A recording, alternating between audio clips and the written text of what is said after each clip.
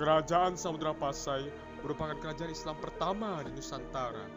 Kemunculan kerajaan ini diperkirakan berdiri mulai awal atau pertengahan abad ke-13 Masehi sebagai hasil dari proses islamisasi daerah-daerah pantai yang pernah disinggahi pedagang-pedagang muslim sejak abad ke-7, ke-8, dan seterusnya.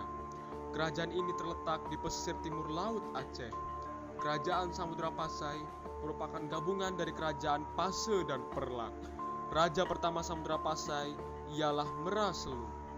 Ia masuk Islam berkat pertemuannya dengan Syekh Ismail, seorang utusan Syarif Makkah yang kemudian memberinya gelar Sultan Malik As-Saleh.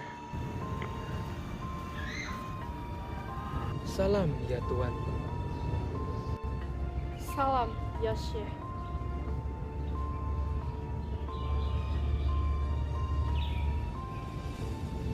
Apa gerangan yang membuat Syekh datang ke kerajaan kami? Saya diutus oleh Syarif Makkah untuk mengislamkan kerajaan Pasai. Jika ini perintah dari Syarif Makkah, saya akan memeluk agama Islam dan Islam akan menjadi agama kerajaan. Terima kasih atas ketersediaannya. Dan mulai saat ini, kau kuberi gelar Sultan Malik As-Saleh. Setelah itu, mayoritas penduduk Pasai memeluk agama Islam dan kerajaan pun terus berkembang. Setelah Sultan Malik As-Saleh wafat, beliau digantikan oleh putranya, Muhammad Malik Az-Zahir.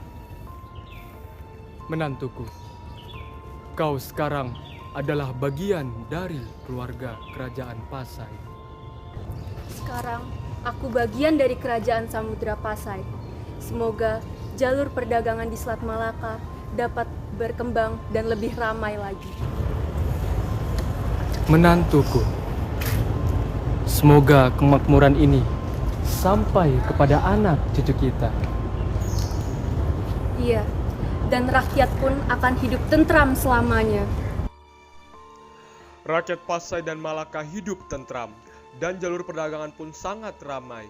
Sultan Pasai pun terus berganti hingga pada Sultan Pasai yang ke-12, yakni Sultan Zainal Abidin. Ternyata hubungan harmonis antara kerajaan Pasai dan Malaka tidak disenangi oleh pihak Portugis yang telah membangun benteng di Muara Bungo, Jambi. Portugis memandang hubungan dagang dengan perahu layar ini dapat menimbulkan ancaman terhadap kekuasaannya. Itulah sebabnya Portugis melarang hubungan tersebut.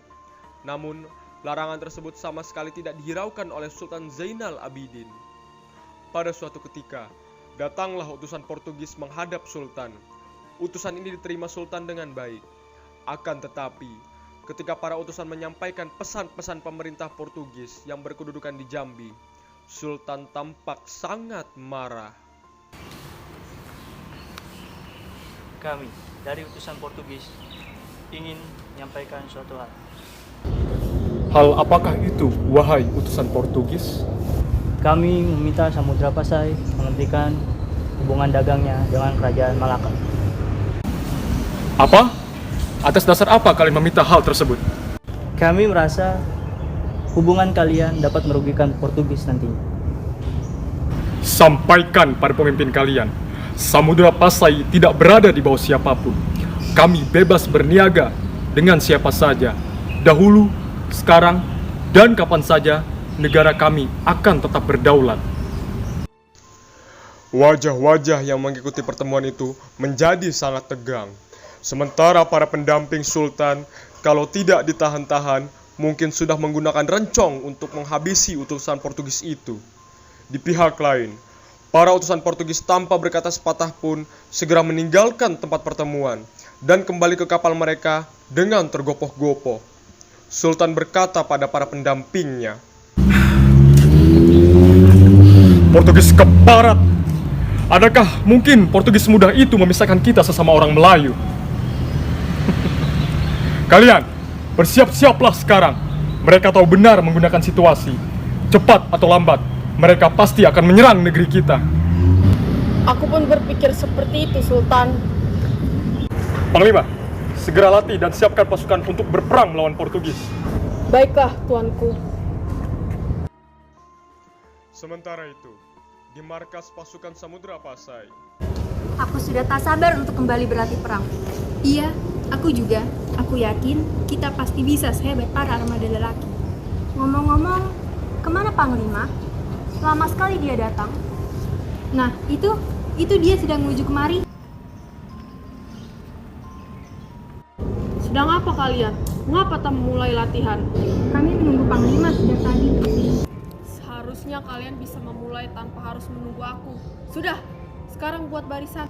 Ambil panah kalian dan bersiaplah di posisi. Siap!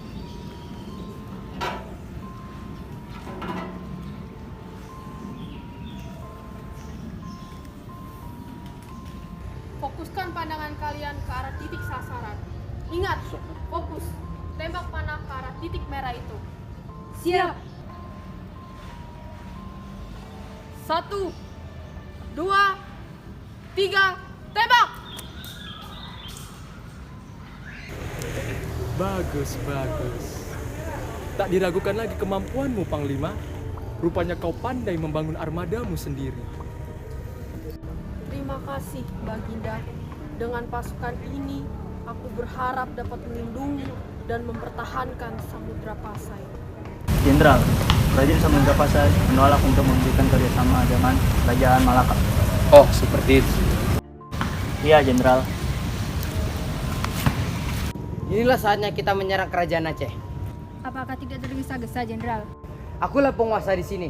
Tidak ada seorang pemimpin yang sehebat aku. Karena untuk menguasai jalur perdagangan di Selat Malaka, maka kita harus segera menundukkan kerajaan Samudra Pasai. Kolonel, siapkan pasukan sekarang. Sekarang kita harus menyerang kerajaan Samudra Pasai. Baik, Jenderal. sementara itu di markas Portugis, sikap Sultan dipandang Portugis sebagai alasan untuk menyerang Samudra Pasai. Portugis segera menyerang dengan mengirimkan pasukan yang sangat besar. Kemudian, terjadilah peperangan antara kerajaan Samudra Pasai dan Portugis.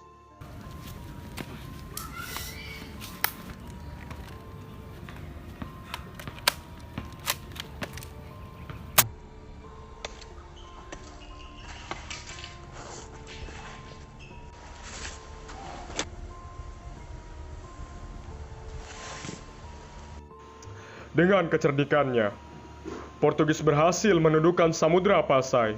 Dengan demikian, berakhirlah masa pemerintahan kerajaan Samudra Pasai dan Portugis berhasil menguasai Selat Malaka pada tahun 1511 sampai 1520.